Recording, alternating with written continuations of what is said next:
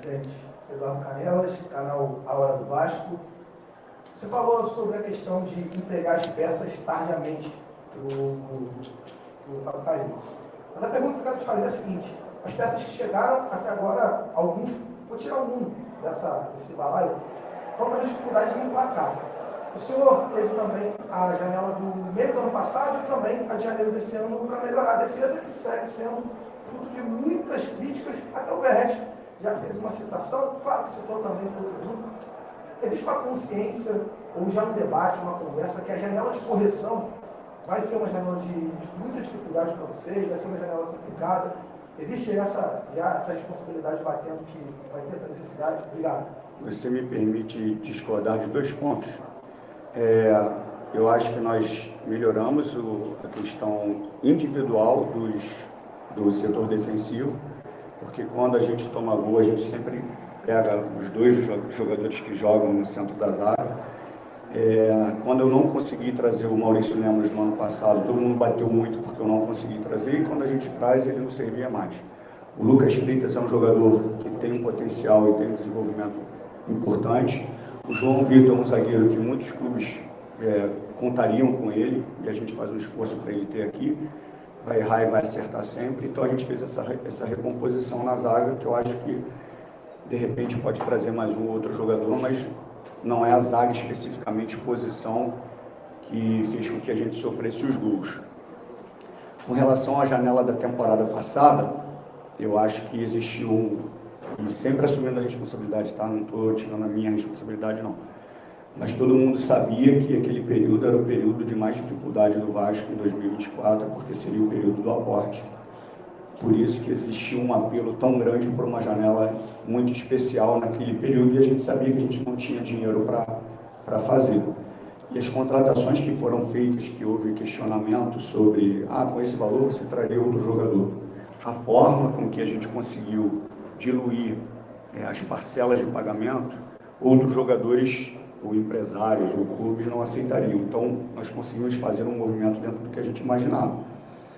Essa janela, se você perceber, a gente precisava de peças de reposição, meio que dar uma enxada no elenco. Por exemplo, a gente não tinha o Alisson, precisava trazer um jogador ali pela direita. Na esquerda, a gente precisava de beirada, porque nós perdemos o David. A gente traz o Nuno, que é um meia-ponta, e o Lloyd, que é um cara mais velocista, que entrou bem no jogo hoje. O Garré é uma característica parecida mais com a do Adson, né, de mastigar um pouco mais o jogo. Não sei se eu estou esquecendo alguma contratação. Acho que não, né? De frente não. Então, o Oliveira, o zagueiro que veio, foi um jogador que tem um potencial de construção, que é um jogo que a gente sempre imaginou. Agora, para o meio do ano, já fui perguntado até antes do jogo sobre isso. A janela acabou de fechar, né? Só que assim, a gente já começa a trabalhar e perceber que a gente precisa, eu acho que tentar uma contratação um pouco mais forte, mais decisiva. Porque a gente já conseguiu dar uma enxadinha no elenco de peças de reposição em cada setor. Mas é muito difícil, porque se eu volto no assunto, muitos ficam falando que eu estou dando desculpa. Mas se eu não explicar o processo, não tem como vocês entenderem por que de repente a janela a gente não traz jogadores que todo mundo espera, que é onde o potencial maior. Então assim, a gente está num processo de reestruturação financeira. Eu gostaria, não gostaria? É repetitivo? É chato? Mas a gente RJ aprovada, a gente vai criar um cronograma de pagamento para ser iniciado no próximo ano. A gente só na trabalhista já de um acordo, a gente já saiu quase de 300 milhões para 80. É um processo doído, mas eu acredito muito que a gente consiga fazer um time competitivo. Agora, as peças que chegaram, muitas peças, às vezes dá muito pouco tempo, assim. A gente cria um rótulo muito forte. E não estou falando das minhas contratações, não. Das contratações anteriores também. Né? Por exemplo, o Cocão, que foi contratado, né, pela 777, né? O Verrete, logo quando chegou, né, foram jogadores que foram questionados e deram uma resposta positiva. Né? Então, assim, eu acredito que o os comentários que existem sobre as contratações, é como se a gente não tivesse uma análise de mercado, como se a gente não tivesse uma análise de desempenho, um processo completamente que não seja profissional. O Vasco é uma empresa, mesmo não tendo um investidor ainda, é uma empresa. Então, o processo ali, ele é todo criterioso.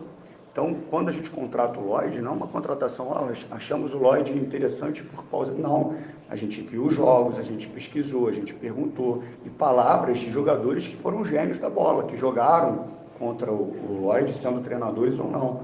Então, assim, é um jogador que a gente, que de repente demora um pouquinho mais a se adaptar do que o Nuno. Eu só acho que o pré-julgamento é muito duro, assim, e a gente tem que entender a realidade. Eu falei isso uma vez para vocês e vou repetir. Vocês já imaginaram se eu tivesse trazido o Bruno Guimarães do Audax apresentando no Vasco? O que a torcida, o que vocês falariam para mim? Assim, pô, jogador do Audax? Porque na nossa cabeça a gente só tem que dar valor para os jogadores que já têm grande nome. Quando o Vasco estiver numa situação financeira para atingir isso, a gente vai fazer. Só que existe potencial em jogadores que não têm esse nome. Então, assim, o Atlético Paranaense levou o Bruno Guimarães e ele se tornou o que se tornou, porque viu o potencial nele. Não estou falando que esses jogadores que eu trouxe são do nível a mais ou menor do que o Bruno Guimarães, mas é só dar um exemplo que a gente precisa dar um pouco mais de confiança para esses jogadores. O mundo virtual, que eu estou vendo muita gente mexendo aí na internet, e é bom falar, os jogadores do Vasco e de todas as equipes, eles têm um acesso muito grande a isso, né? E os jogadores do Vasco hoje, eles só consomem coisas ruins, pô. Se você olhar a rede social do Vasco hoje, os caras são detonados o dia inteiro. Para que treina? Para que isso? E eles consomem isso, pô. Então, assim, eles trabalham duro, eu acredito no grupo, acredito que a gente pode ser competitivo e acredito que a gente tem que realmente começar a botar a mentalidade vencedora, que é uma coisa que eu luto aqui dentro há muito tempo.